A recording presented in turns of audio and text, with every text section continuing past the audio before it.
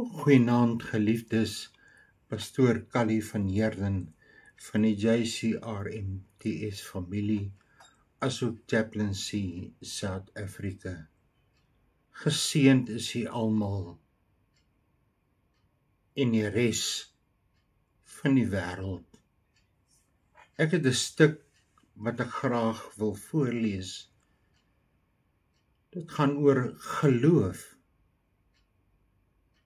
As julle glo wanneer julle bid en iets vra,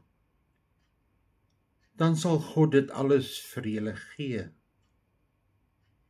Jesus sê vir hom, wat dit betref, as jy kan glo, alle dinge is moontlik vir die een wat glo. Jesus was baie beïndruk met hulle geloof.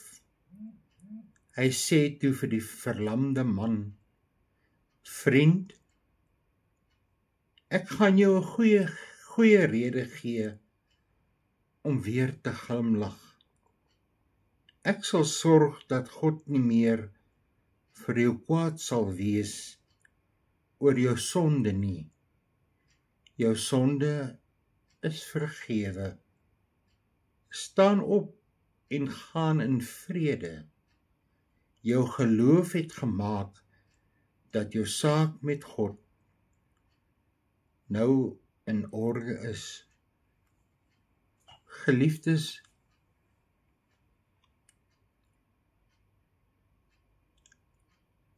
een mens se geloof moet baie sterk wees.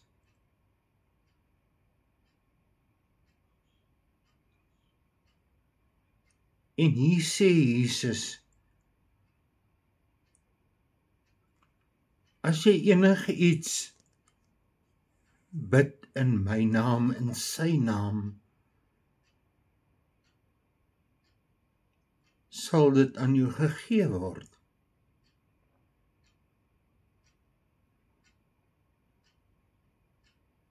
En moenie twyfel nie, glo,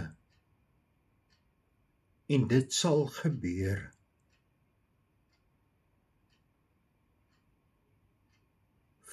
Vriende, geliefdes, staan op en gaan maak vrede met God, dat jou saak in orde mag wees. My nommer is 064 963 9801. Tot ons weer mag praat. Totsiens.